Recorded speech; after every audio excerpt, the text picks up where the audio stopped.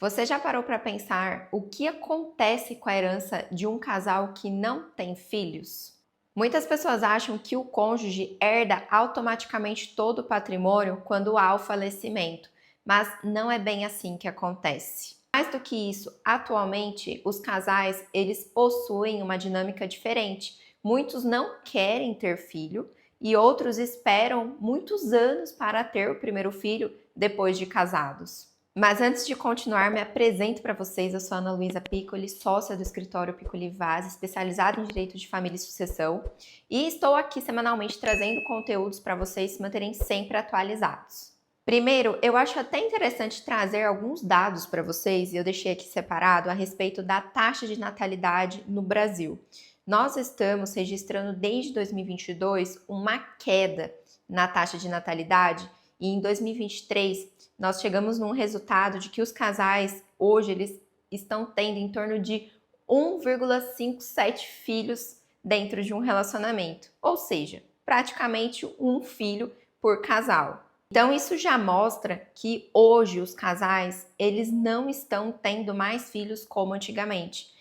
Quando tem apenas um filho ou não tem nenhum filho. E por isso que esse tema do direito sucessório a respeito dos casais que não possuem filhos é muito relevante, para não pegar ninguém de surpresa na hora do falecimento do cônjuge. Só que para a gente entender sobre regra sucessória, a gente não consegue escapar da tal lista de vocação hereditária, que é prevista pela nossa legislação. A vocação hereditária nada mais é que uma ordem de preferência para o recebimento de uma herança. Então, em primeiro lugar, a gente favorece os descendentes de uma pessoa no momento da herança, que são os filhos ou os netos. E quando não existe essa parte dos descendentes, a gente vai para os ascendentes, que são os pais, os avós e até os bisavós, se forem vivos. Só depois de tudo isso que a gente fala de um cônjuge figurar como herdeiro. Para ficar mais claro para vocês, eu vou trazer um exemplo. Vamos supor que a Maria é casada com o João e eles optaram por não ter filhos. E o João vem a falecer. De imediato, a Maria ela não vai ter o direito de receber tudo que eles adquiriram de patrimônio 100% dentro do casamento, porque vai ser necessário ver se o João tinha os pais vivos, ou os avós, ou os bisavós. Porque essas pessoas, elas vão entrar como os herdeiros necessários do João. O fato de não ter filho faz com que parta para essa linha dos ascendentes, como eu expliquei para vocês. Quando tem o filho, não. Aí a herança, ela parte para o lado dos descendentes.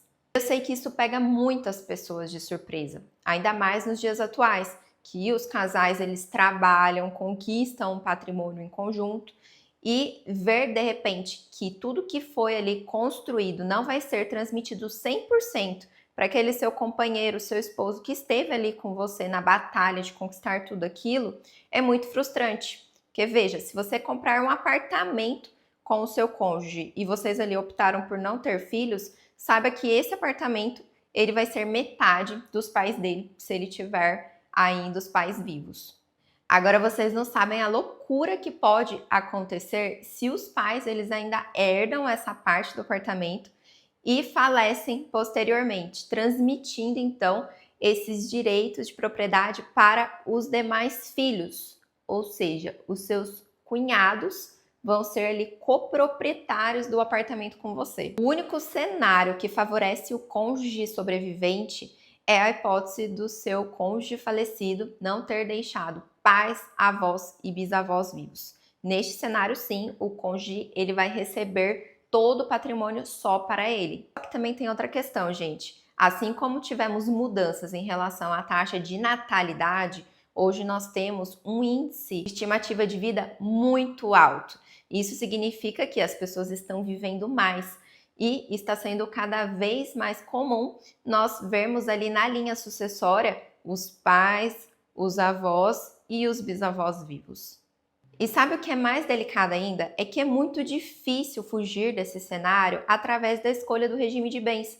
Porque mesmo que o casal ele opte ali por um regime da comunhão universal de bens, da comunhão parcial de bens, o cônjuge ele vai tendo direito ali à meação dos bens. E a meação nada mais é que a metade dos bens que foram adquiridos durante o matrimônio. No caso da universal, até mesmo daqueles que foram adquiridos antes do casamento. E quando a gente também está falando do regime da separação total de bens, o cônjuge, ele é herdeiro do seu cônjuge falecido. Até voltando para o exemplo do apartamento, se o cônjuge ele era casado na comunhão parcial de bens, ele vai ter metade ali da meação desse imóvel. Agora, se ele era casado pela separação total de bens, ele vai ter direito de herança sobre esse apartamento, dividindo por igual com os demais herdeiros. Os pais vivos, esse apartamento vai ser dividido por cabeça ali entre o cônjuge, o pai e a mãe. Então vejam só que situação delicada. O cônjuge ele vai ficar com 1/3 do imóvel, nem a metade dele. Agora você pode estar levemente desesperado com todas essas informações. E eu, como advogada, acho que você está certo de estar desesperado. Porque se você não fizer um planejamento sucessório com o seu cônjuge, estando vocês ali com essa opção de vida de não ter os descendentes, né, os filhos, e também se já é muito certo que vocês vão demorar para ter filhos, é importante que vocês adotem ferramentas do planejamento sucessório para se resguardar e diminuir os prejuízos, né? Digamos assim, que vocês terão que enfrentar caso um venha a faltar antes ali do tempo de os ascendentes já terem falecido. Mas antes de eu falar um pouco mais dessa parte prática para vocês, eu já lembro que é necessário você se inscrever aqui no canal para não perder mais os nossos vídeos semanais, curtir esse vídeo e também encaminhar para quem precisa saber dessas informações. Bom, pegando o gancho ali do que eu falei antes sobre vocês se planejarem em relação a essa sucessão, eu até pincelei ali o fato de que vocês precisam diminuir os riscos. E por que eu usei essa palavra diminuir? Lembra que eu mencionei no início do vídeo que a nossa legislação ela traz uma ordem de vocação hereditária? Pois é, essa ordem de vocação hereditária ela pode ser um pouco cruel, porque ela garante uma reserva de legítima para os herdeiros necessários. Vamos pegar de volta o exemplo do apartamento. Vamos supor que a Maria e o João compraram ele ali em conjunto e estavam casados no regime da comunhão parcial de bens.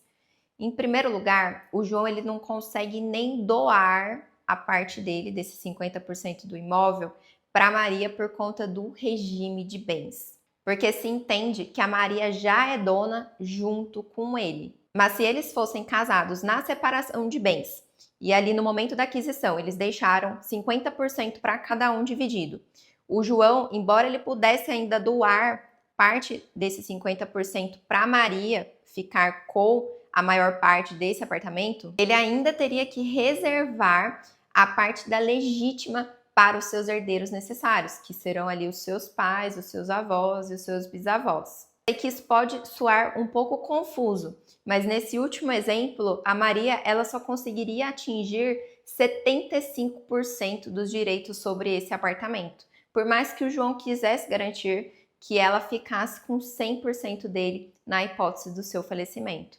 É muito importante entender sobre essas regras que nós temos de sucessão no Brasil, porque essas regras elas impedem com que as pessoas elas disponham livremente do próprio patrimônio e elas também obrigam essa lista, essa ordem de vocação hereditária, fazendo com que os planos ali do casal não sejam concretizados por conta dessa parte legislativa. Dito tudo isso, é importante vocês terem em mente que se você está num relacionamento que não tem filhos ou não há uma pretensão de ter ou vai demorar, vocês precisam se programar, procurar um advogado especializado para compreender melhor quais são as possibilidades, fazer simulações ali de distribuição desse patrimônio para que um dos cônjuges ali não seja prejudicado no futuro. Algumas ferramentas podem ser utilizadas como um testamento, uma doação, tudo visando ali resguardar e diminuir o prejuízo, né, que esse cônjuge sobrevivente pode vir a ter quando ele vai ser obrigado a dividir o patrimônio com os ascendentes do seu cônjuge falecido. Se esse vídeo te ajudou a esclarecer como que fica a herança de um casal sem filhos, curte ele, já encaminhe para quem também precisa ter esse conhecimento. Afinal de contas, conhecimento é poder e quando a gente está falando de sucessão, Esse poder, ele é muito importante para não deixar ninguém desamparado. Já se inscreve aqui no nosso canal e se você também quiser me acompanhar mais de perto, eu estou diariamente no Instagram, o meu arroba lá é o Ana Piccoli. Lá eu também trago conteúdos jurídicos de direito de família, sucessão e também imobiliário e vou ficar muito feliz de ter vocês por lá também. Até a próxima!